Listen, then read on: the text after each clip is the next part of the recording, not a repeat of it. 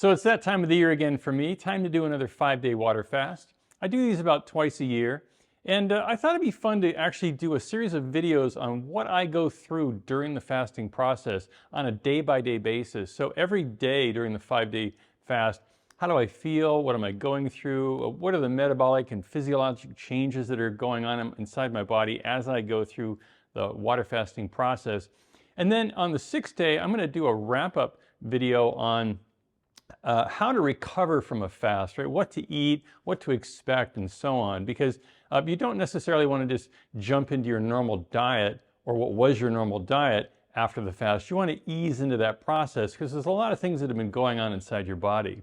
Some of the topics that we'll discuss, and we'll get into them in more detail, is the glycogen process, right? The glycogen depletion process. So you normally are burning glycogen, right? Carbohydrates for energy. But once that's depleted, you're going to go into ketosis, right? You're going to start burning fat for energy. And how does that, how does that affect your mood? How does that affect the way you feel? And is that something that's really challenging for you and can make it difficult to continue the fast? The autophagy process, what's happening to your body at a cellular level. Once you get into day 2, day 3, you're going to start actually breaking down poor quality cellular tissue. You're going to be regenerating cells. So we'll talk about that.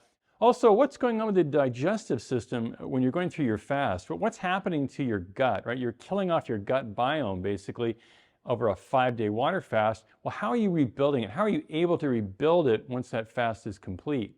What's happening to you psychologically? What's going on inside your brain as you're in this ketosis process and you're burning fat for energy? How is that affecting your mood? How is it affecting the way you feel? And how does that impact your ability to keep going with this fast and not quit early? So as I said, I'm going to go through the fasting process, break it down day by day, describe what I'm going through, my approach and how to get through the process, especially when things get difficult in the 3rd and 4th day. At least that's what happens to me. But I wanted to take a minute before we get started and talk about what you need to do prior to the fast or the day 0, right? How do you get ready for it? Now, I've had people tell me, well, I just jump right into it. Or a friend decided, yeah, let's try fasting for 2-3 days and just drink water. I think it's important to actually prepare for it, prepare your body for it.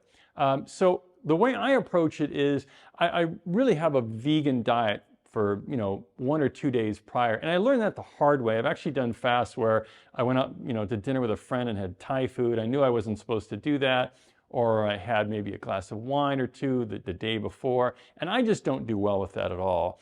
So I find I don't want to eat a lot of heavy, dense foods before I start a fast, especially that day before. I want to keep it light, salads, vegetables, fruits, that kind of stuff, so that I go into the first day without a lot of stuff that I have to move through my system.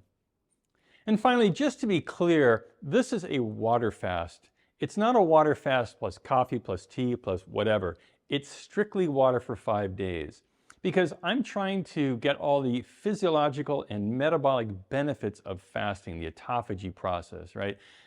Killing off my gut biome so that I can, regenerate it with probiotics and all the other things I'll talk about in future days. So I want to be clear about that because I'm trying to shut down my system. I don't want my liver to break anything down or metabolize anything. And that's where you really get the benefits of fasting, I believe, is by actually just consuming water and that water plus half a dozen other things. Anyway, day 0 is done. See you on day 1. So one thing that happens on the very first day, which is important, is this energy switch. So you're essentially switching energy sources on the first day. So, we typically eat a lot of carbohydrate, a lot of sugar. Most of us eat way too much of it. And we're using that, we're burning that, we're storing that in our liver and muscles as glycogen. Well, when you stop eating, you're obviously not consuming any carbohydrate, so your body starts to deplete those glycogen stores in your liver and your muscles. And what's left is fat.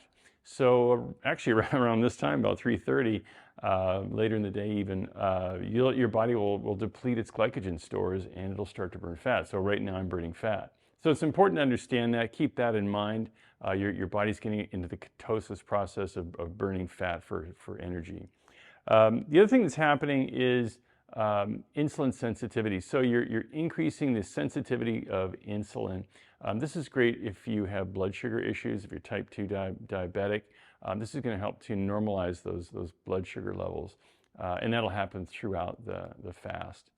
The other thing about day one, and I think this is true for every day that you fast, is to keep in mind why you're doing it. And what I mean by that is, what are the physiological effects? What's going on in your system, and why are you doing it? Because if you're just doing this for fun, if it's just kind of a goof, somebody challenged you to do it, or you want to lose a ton of weight really fast for whatever reason, you're going to quit probably the third day, definitely the fourth day when things get kind of tough. So the fun wears off pretty fast. So, and you'll see that as you see me in the other days. So it's really important to have a focus of why you're doing it. It'll help reinforce why you're going through the process. So when you do have those tough days, you can think about why you're doing things, and I think that helps to kind of motivate you. So today is day 2 of my 5-day water fast. I'm feeling okay. I woke up with a bit of a headache, actually a pretty bad headache this morning, but it's dissipating. It's getting a little bit better. It's unusual. I don't usually have headaches when I fast, but for some reason that happened today. I'm still drinking plenty of water, so that's important. You need to drink water, but not too much, right? So I'm no longer utilizing glycogen. The glycogen's out of my system.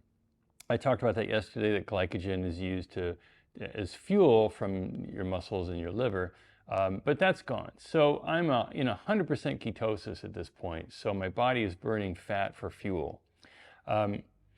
The really incredible thing about fasting, in my opinion, is the autophagy process. And I'm just starting that in day 2. Now, the autophagy process is where the body starts to break down poor quality cellular tissue. So poor quality or damaged cells, poor quality proteins, precancerous cells. It starts to break these things down and actually replace them with healthy cells. So it's this rejuvenation process that your body goes through during a fast that I think is very powerful, and it's one of the primary reasons that I like to do fasting, is for that autophagy process. I'm not that hungry today. A lot of people talk about hunger when they fast. There's a hormone called Ghrelin, I think it's Ghrelin or something like that, and that's a hormone that for hunger. And fasting tends to suppress that. So usually people that are hungry on a fast are really hungry because psychologically they need to eat or they want to eat. So you don't tend to get hungry during fast until maybe, well, for me, maybe like the 5th day. And I think that's psychological. I think I'm getting hungry because I'm just tired of fasting and I'm ready to begin eating again. But day 2 is pretty easy for me. I don't tend to have a lot of problems. Again, I had a headache this morning. That's kind of unusual, but all in all, I'm feeling pretty good, and I'm looking forward to the rest of the fast, the next 3 days. So 2 down and 3 to go. So today is day 3 of my 5-day water fast. It's about 4:30 in the afternoon, so I'm on the backside now of my fast, over the hump, so to speak. And I feel okay, not too bad. I'm a little tired, a little lethargic. It was a little hard getting started this morning. I slept for a long period of time last night. I think I slept for like 12 hours, which is great. So I find the 3rd day, the last thing you want to do is sit home and kind of feel sorry for yourself. I think that's when you're the most miserable, and I've done that before. So I like to get up and get out. I'm actually in the office treating patients today, and try to keep busy so that I don't have to think about how I feel. But not bad. I don't feel too bad. I don't have a headache, but just kind of tired. Again, it's important to remember why you're doing this. I said this in the first day. Why are you doing this? That gives you the motivation so that you don't quit. 3rd day is usually a day that people will give up and they just had enough of it. But I think if you push through that 3rd day and get into the 4th day, into the 5th day, you'll start to, not only you'll see the end of the tunnel, so to speak, light at the end of the tunnel, but you'll also really be getting some of those huge benefits that come from fasting. Another thing I always like to point out on the third day is a decrease of inflammation or the decrease of inflammatory markers within your system.